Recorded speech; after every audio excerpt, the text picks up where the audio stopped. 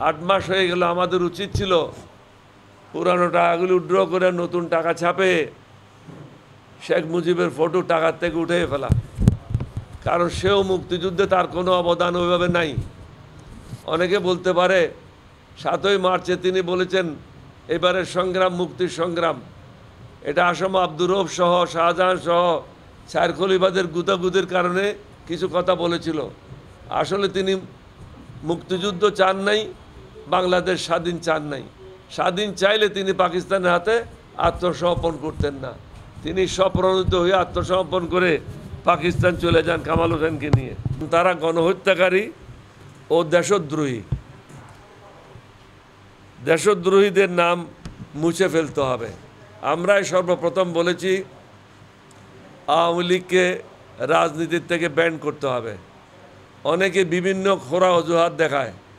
পৃথিবীতে অনেকগুলি নজির আছে যারা গণহত্যাকারী তারা রাজনীতিতে সম্পৃক্ত হতে পারবে না। সুতরাং আওয়ামী লীগ গণহত্যাকারী একটা দল, তাদের রাজনীতি করার কোনো অধিকার নাই। এখনও অনেক অফিসে শেখ মুজিবের ছবি টাঙানো আছে। আমরা সরকার প্রধানকে অনুরোধ করব অফিস থেকে শেখ মুজিবের ছবিগুলি অনতিবিলম্বে সরাই নেওয়া হোক। কারণ মানুষের মধ্যে মিশ্র প্রতিক্রিয়া দেখা যাচ্ছে। কেউ কেউ মনে করতেছে সরকারের মধ্যে আওয়ামী লীগের দালাল রয়েছে, না হলে শেখের ফটো এখনও কেন থাকবে, শেখের নাম বিভিন্ন জায়গায় কেন থাকবে, হাসিনার নাম কেন থাকবে, এবং শেখ পরিবারের নাম কেন থাকবে। এছাড়াও আমাদের নেক্সট প্রশ্ন হলো, আর বিগত দিনেও আমরা বলেছি ভুয়া মুক্তিযোদ্ধাদের নাম জরুরি ভিত্তিতে বাদ দেওয়া হোক। কারণ এই খাতে অনেক টাকা ব্যয় হচ্ছে। এই টাকাগুলি কে যোগান দিচ্ছে? গরিব মানুষেরা যোগান দিচ্ছে।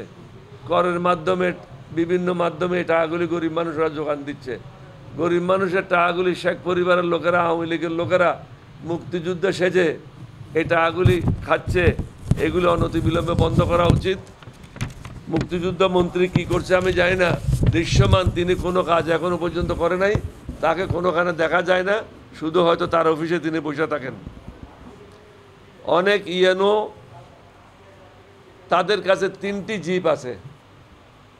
আগে একটা জিপও ছিল না, পরে একটা জিপ আসলো। এখন বর্তমান অবস্থায় 3টা জিপ। কেমন নামে 3টা জিপ? একটা হলো ইএনও জিপ, আরেকটা হলো উপজেলা চেয়ারম্যানের জিপ, আরেকটা হলো যে সমস্ত পৌরসভা আছে পৌরসভার চেয়ারম্যানের জিপ। অর্থাৎ 3টা জিপ ইএনও ব্যবহার করছে। গরিব মানুষদের উপর এর খরচের বোঝানো চাপানো হচ্ছে।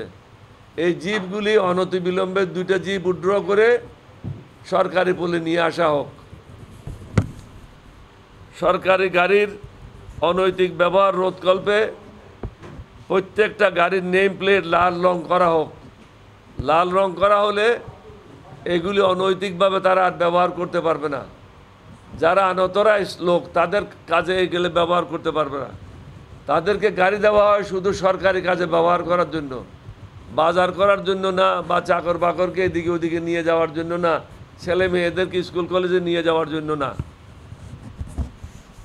সরকারি আধা সরকারি প্রতিষ্ঠানে মোট গাড়ির সংখ্যা কত, এগুলি ব্যবহারকারী কে বা কারা, তার হিসাব নিকাশ নিতে হবে।